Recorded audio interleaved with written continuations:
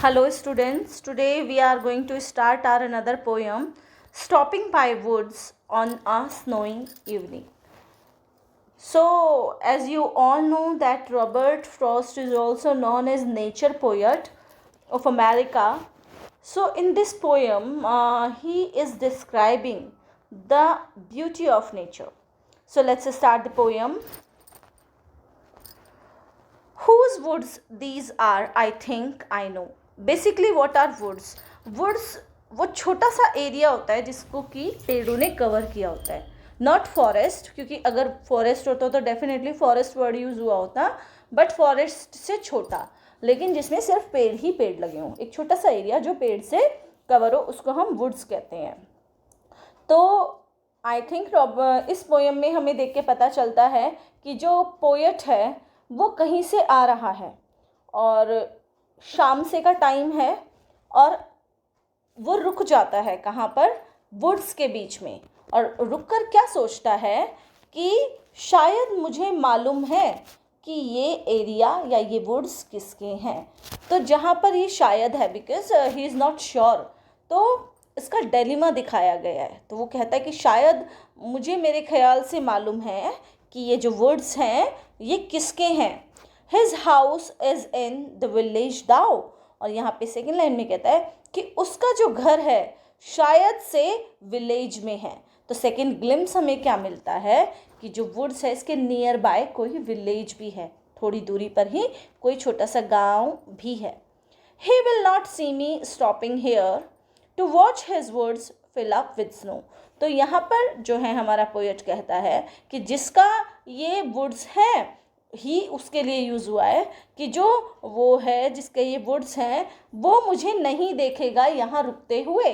क्यों? क्योंकि जो शाम है बहुत ठंड से भरी हुई है, आपको पता चल ही रहा है, स्नोई है, दैट मीन्स बर्फ़ गिर रही है, और जहाँ पर बर्फ़ गिरती है या इतनी ठंड होती है तो लोग अपने घरों में आराम करना ज़्यादा पसंद करते हैं. तो यहाँ से हमें ये भी पता चलता है कि जिसके ये वुड्स हैं वो अपने घर में है, ना कि यहाँ पे. इसीलिए वो कहता है कि यहाँ पर मुझे वो नहीं देखेगा. किसके और किस चीज़ को करते हुए पोएट क्या कर रहा है, to watch his woods fill up with snow. जो पोएट है वो उसके जंगलों की ब्यूटी को निहार रहा है जो कि बर्फ़ से भर चुकी है. सोचो कितना ब्यूटीफुल लग रहा होगा ना, ऊपर से हल्की हल्की बर्फ़ गिर रही है और जो पेड़ हैं वो बर्फ़ से कवर होने शुरू हो गए हैं. तो बहुत ही ब्यूटीफुल सा सीन क्रिएट हो गया है जिसको कि पोएट रुक कर देख रहा है. ठीक है. My little horse must think it queer. तो यहाँ पर क्वियर माने होता है थोड़ा सा डिलेमा में होना, या जब हम बेसिकली क्वेयर जो वर्ड यूज़ होता है वो उलझन के लिए यूज़ होता है. तो वो यहाँ पे कहता भी है कि जो मेरा घोड़ा है वो भी उलझन में पड़ गया होगा. किस चीज़ की उलझन में? To stop without a farmhouse near. कि मतलब जो मेरा मास्टर है उसने यहाँ बीचों बीच रोक लिया मुझे, यहाँ तो कोई आसपास फार्म हाउस नहीं दिख रहा है. क्योंकि जब सोचो बर्फ़ पड़ रही हो, सर्दी का मौसम हो, तो अक्सर लोगों को अपने घर जाने की जल्दी होती है. और ये चीज़ डेफिनेटली जिस हॉर्स पे आप जा रहे हो उसको भी मालूम है. और यहाँ से हमें दूसरी बात पता चलती है कि जो पोएट है, फ्रॉस्ट है, वो घोड़े पर बैठ कर जा रहा है. तो वो कहता है कि जो मेरा घोड़ा है वो भी उलझन में पड़ गया होगा कि यहाँ तो आसपास कोई फार्म हाउस है नहीं. ठीक है, फिर क्यों रुके हैं? Between the woods and the frozen lake. किस जगह के बीच में? जो लेक है, सर्दी इतनी ज़्यादा है कि वो जम चुकी है, उसके और वुड्स के बीच में हम क्यों रुके हैं?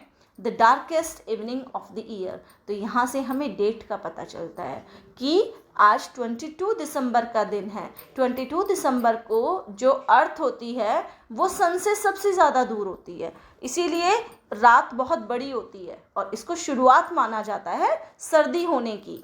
इसीलिए डार्केस्ट इवनिंग क्यों? क्योंकि रात बहुत लंबी होने वाली है.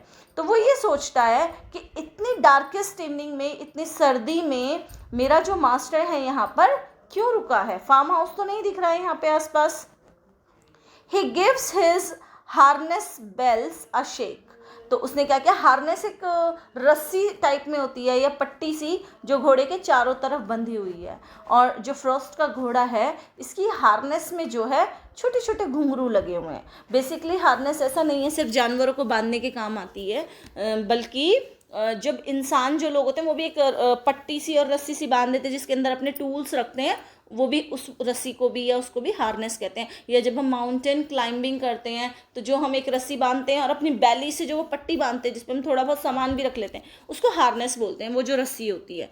तो सिमिलरली जो घोड़े के बीच में कमर के चारों तरफ बंधा हुआ हार्नेस है, उस पर घुंघरू लगे हुए हैं, तो क्या होता है कि जो घोड़ा है उसको हिला रहा है, शेक कर रहा है, क्योंकि घोड़ा डायलेमा में है ना कि हम यहाँ क्यों रुक गए हैं, यहाँ तो कोई फार्म हाउस नहीं है, यहाँ तो कोई घर नहीं आया है, तो हम क्यों रुके हैं।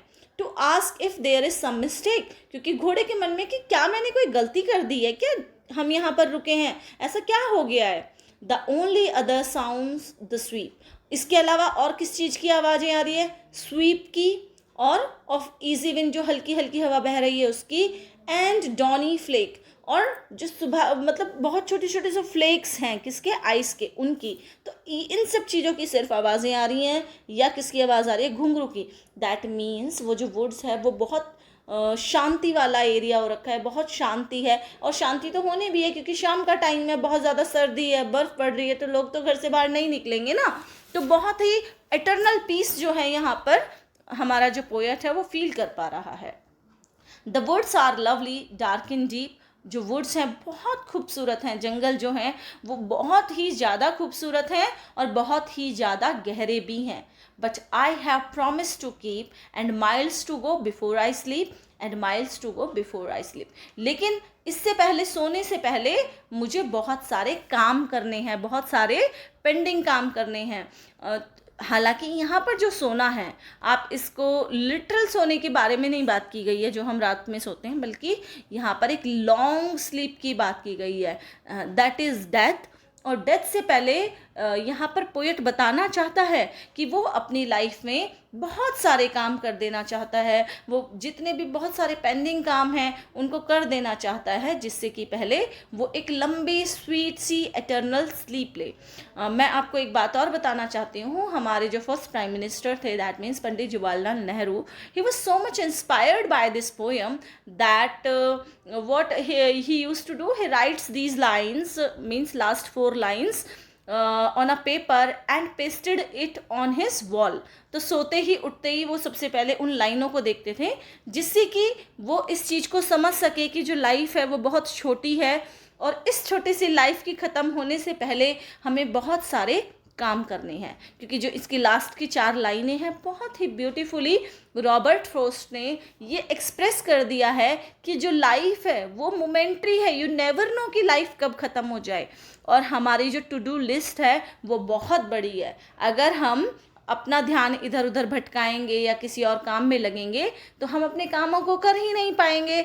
तो इसलिए हमें फोकस किस पर करना है, अपने कामों पर करना है, जिससे कि जितने भी काम हमारे पेंडिंग हैं हम उनको पूरा कर सकें अपनी मौत आने से पहले, मतलब एक लॉन्ग स्लीप से पहले। तो यहाँ पर ये हमारी पोएम एंड हो गई है। I hope you have enjoyed the poem a lot, and in case you have any doubt feel free to ask me, and in the next session we will discuss another poem. Thank you.